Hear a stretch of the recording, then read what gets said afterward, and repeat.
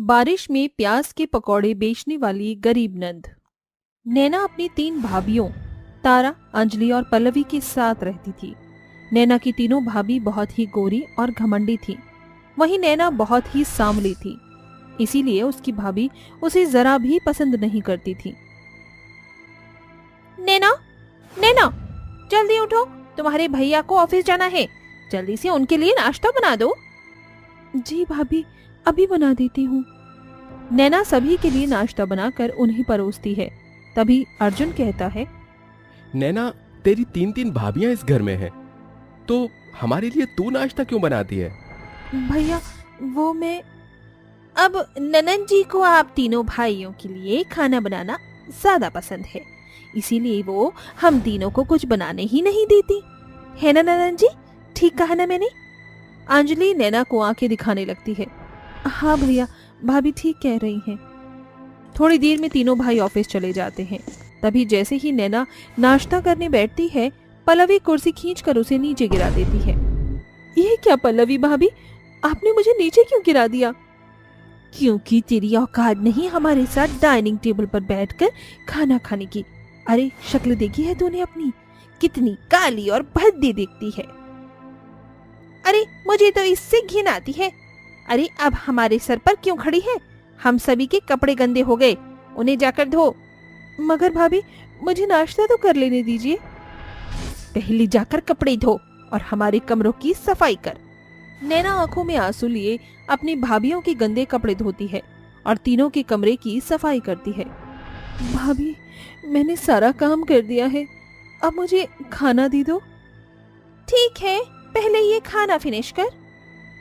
मगर भाभी, ये खाना तो आप तीनों का झूठा है। इसे तो तू अपनी खुशकिस्मती समझ, जो 3 गोरी भाभियों का झूठा खाना तुझे खाने को मिल रहा है। नैना अपनी भाभियों का झूठा खाना खाती है। तभी थोड़ी ही देर में उन तीनों के पति घर आ जाते हैं। अंजलि, हम तीनों भाई 1 महीने के लिए बिजनेस के लिए हैदराबाद जा रहे हैं। भैया, आप तीनों मुझे अकेला छोड़कर जा रहे हैं? नैना, हम तुझे अकेला छोड़कर कहाँ जा रहे हैं? मेरी प्यारी बहन, तेरी भाभियां हैं ना तेरा ख्याल रखने के लिए। हम तीनों भाई अच्छे से कमाएंगे, तभी तो धूमधाम से तेरी शादी अच्छे घर में करेंगे। हाँ? ये सुनकर तारा, अंजलि और पल्लवी चिढ़ जाती हैं। अपने पतियों के हैदराबाद जाने के बाद वो नैना से सारा दिन नौकरों की तरह काम करवाती हैं। एक दिन बहुत जोर की बारिश होती है। तारा, अंजलि, देखो बाहर कितनी अच्छी बारिश हो रही है। ऐसे में गर्मा गर्म चाय और प्याज के पकौड़े हो, मजा ही आ जाए। अरे ओ हमारी काली नलन, जल्दी से यहाँ आ। जी भाभी। जाकर हमारे लिए प्याज के पकौड़े और चाय बना कर ला। नैना जल्दी से प्याज के पकौड़े बना लेती है। एक प्याज का पकौड़ा खाकर देख लेती हूँ, कहीं नमक कम या ज्यादा तो नहीं। नैना एक पकौड़े को चखने लगती है। तभी पल्लवी अंदर आकर उसे जोर से थप्पड़ मारती है। काली कलूटन, हमारे हिस्से में से चुराती है। नहीं भाभी, आप गलत समझ रही हैं। झूठ बोलती है, आज तो तेरी खैर नहीं। घमंडी पल्लवी बहुत बुरी तरह से मारती है। तभी तारा और अंजलि वहां आती हैं और नैना डरते हुए उनके पास भाग कर जाती है। भाभी, मुझे बचा लीजिए। पल्लवी, अब बस भी करो। अगर ये मर गई तो हम तीनों को जेल में चक्की पीसनी पड़ जाएगी। इसे घर से निकाल देते हैं, वरना हमारे बेवकूफ पति अपनी सारी कमाई इस बिल्लो रानी की शादी में लगा देंगे। और क्या पता, कल को ये घर का हिस्सा मांगकर हमारे बच्चों का हिस्सा खा जाए। तीनों नैना पर बिल्कुल भी तरस नहीं खाती और उसे बारिश में घर से निकाल देती हैं। नैना रोते हुए बारिश में सड़कों पर इधर से उधर भटकती है और सारी रात फुटपाथ पर बैठी रोती रहती है।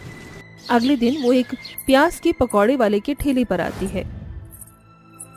काका, थोड़े से प्याज के पकौड़े मिलेंगे? मैंने पिछले 2 दिनों से कुछ भी नहीं खाया है, मुझे बहुत भूख लगी है। बूढ़ा व्यक्ति तरस खाकर नैना को प्याज के पकौड़े खाने को देता है। बहुत बहुत शुक्रिया काका। बेटी, पैसे तो दे दो। मेरे पास पैसे नहीं है। ये बोलकर नैना उस बूढ़े को सब कुछ बताती है। बेटा, तुम्हारी जिंदगी भी मुझ गरीब बूढ़े के जैसी है।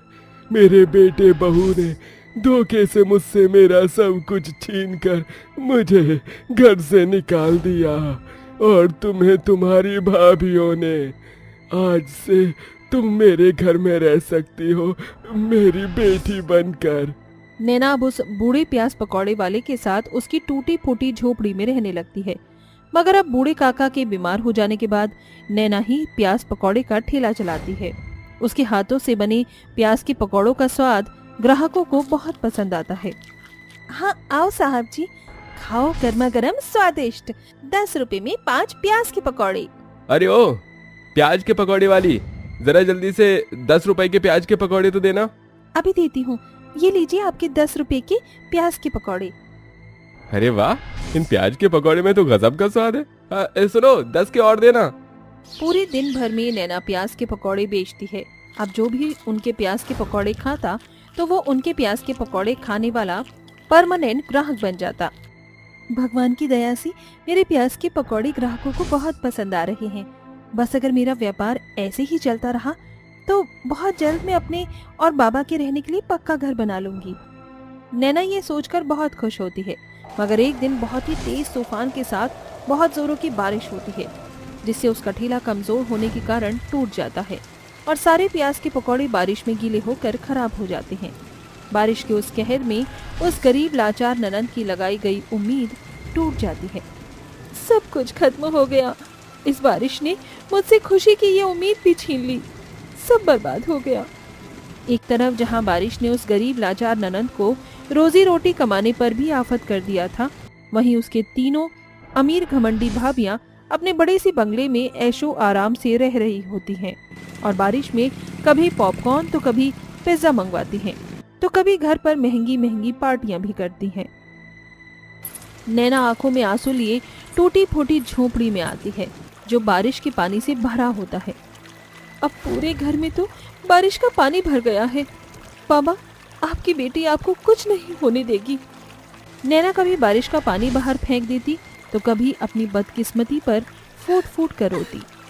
नहीं, मैं अपनी जिंदगी से इतनी जल्दी हार नहीं मान सकती। मैं फिर से कोशिश करूंगी, मगर मुझे कुछ ऐसा करना होगा जिससे मुझ गरीब के प्याज के पकौड़े इस बारिश में ज्यादा बिके। क्यों ना मैं प्याज के पकौड़े के साथ इस बारिश में चाय भी बेचूं। इसके बाद गरीब नैना सड़क किनारे चाय की एक छोटी सी टपरी शुरू करती है और अब प्याज के पकौड़े के साथ बारिश में चाय भी बेचती है, जिससे अब गरीब नैना की मेहनत रंग दिखाना शुरू कर देती है और उसे अच्छी कमाई भी शुरू हो जाती है। तभी एक दिन सड़क से गुजरते हुए 3 नौजवान वहां आते हैं, जो कोई और नहीं बल्कि नैना के तीनों भाई सुमित, संदीप और अर्जुन होते हैं। अर्जुन भाई, ये तो हमारी बहन नैना है। सुमित बिल्कुल ठीक कह रहा है, मगर नैना इस फुटपाथ पर प्याज के पकौड़े क्यों बेच रही है? अर्जुन आंखों में आंसू लिए नैना के पास आता है। नैना मेरी बहन। अपने भाइयों को अपने सामने खड़ा देखकर उस गरीब लाचार बहन की आंखों में आंसू भर आते हैं। अर्जुन भैया, आप मुझे छोड़कर क्यों चले गए? देखिए, वक्त और हालात ने आपकी इस गरीब बहन को कहां से कहां पहुंचा दिया। नैना रोते हुए अपने भाइयों को सारी बात बता देती है, जिसे जानकर वो घर आकर कहते हैं, तारा, तारा, पल्लवी, कहाँ हो तुम? अंजलि, नैना कहाँ है? अब अर्जुन, हमें तो ये कहते हुए बड़ी शर्म आ रही है, मगर आप तीनों की जाने के बाद ननंद जी भाग गईं। ये सुनकर अर्जुन अंजलि को थप्पड़ मारकर कहता है, झूठी कहीं की।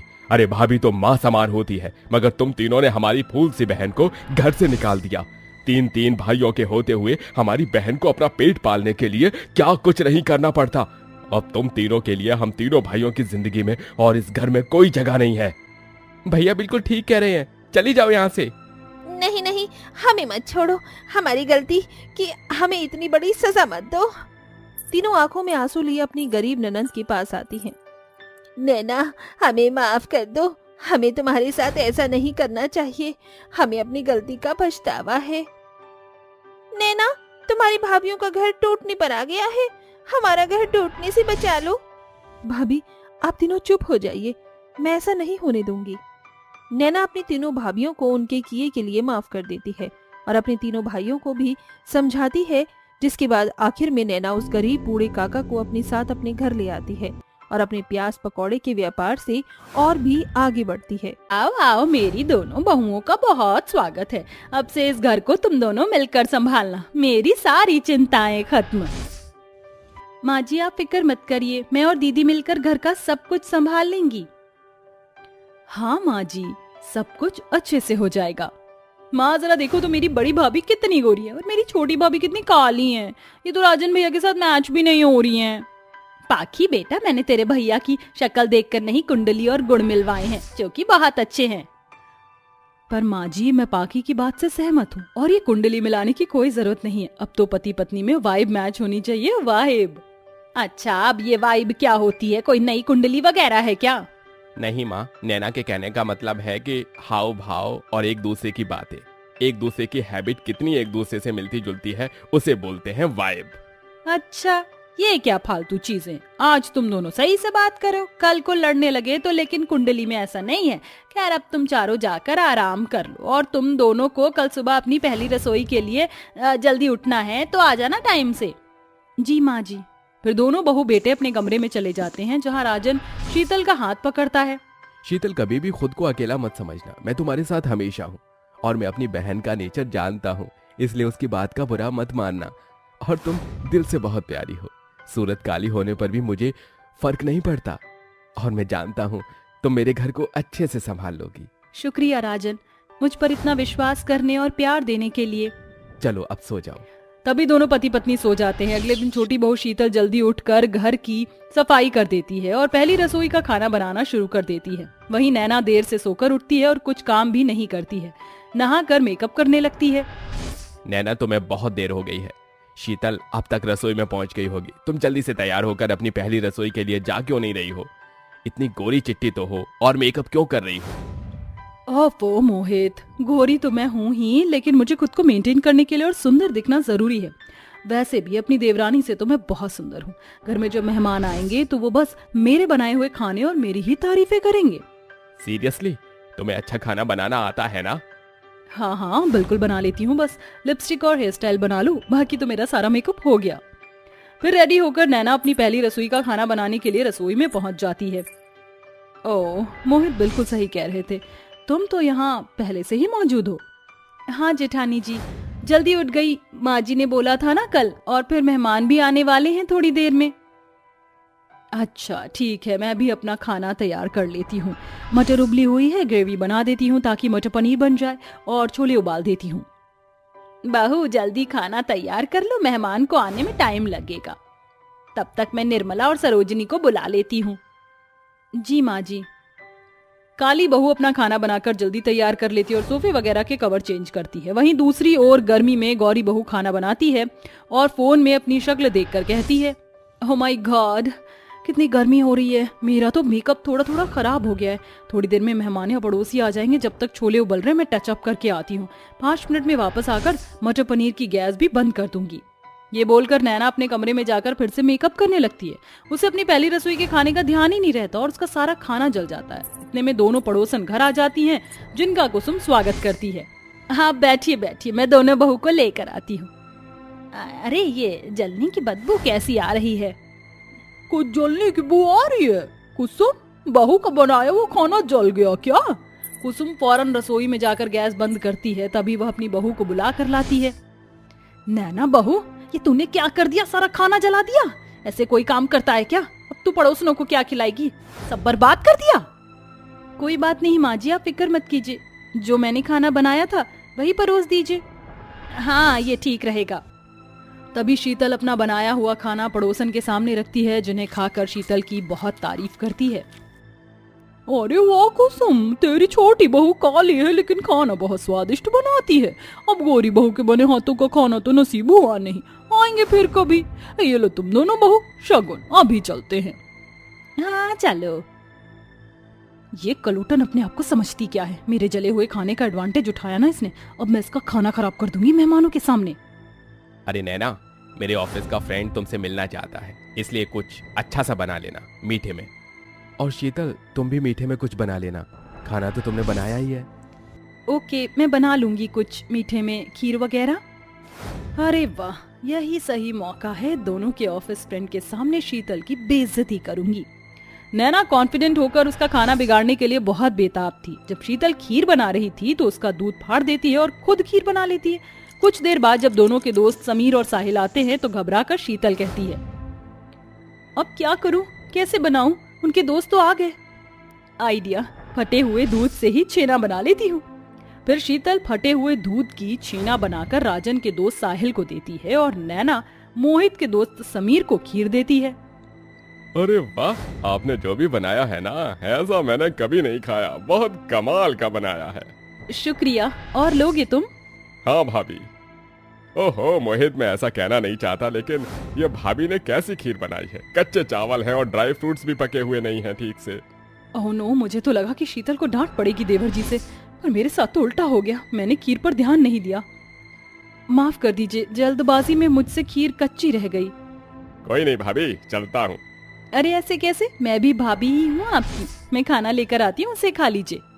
फिर शीतल समीर को भी छेना लाकर खिलाती है, जिसकी वह बहुत तारीफ करता है और समीर साहिल चले जाते हैं। नैना फिर से काली बहू से चिढ़ जाती है। बहू, तुम दोनों की दिल्ली रसोई का सुभाष जैसे तैसे कर दिया, लेकिन अब दोबारा ऐसा मत करना। बहुत स्पेशल गेस्ट आ रहे हैं, अच्छे से खाना बना कर लाओ। जी माँ जी। दोनों बहू फिर से पहली रसोई का खाना बनाना शुरू करते हैं। उनके स्पेशल गेस्ट राजवीर और आकांक्षा भी आ जाते हैं और एक बार फिर नैना वही गलती करती है, अपना सारा खाना जला लेती है। अब मैं क्या करूंगी, माँ जी को पता चला कि मैंने खाना दोबारा जला दिया तो वो मुझे बहुत सुनाएंगी। अरे जेठानी जी, आप परेशान मत होइए। आप ऐसा करिए, मेरा बनाया हुआ खाना ले जाइए, मैं आपका बनाया हुआ ले आऊंगी।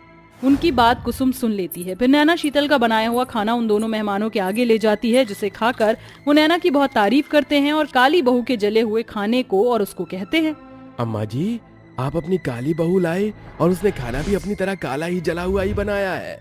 वही तो, इतना बेकार खाना लाने में इसे शर्म नहीं आई? गोरी बहू को देखो कितनी सुंदर है और खाना भी इतना बढ़िया बनाया है।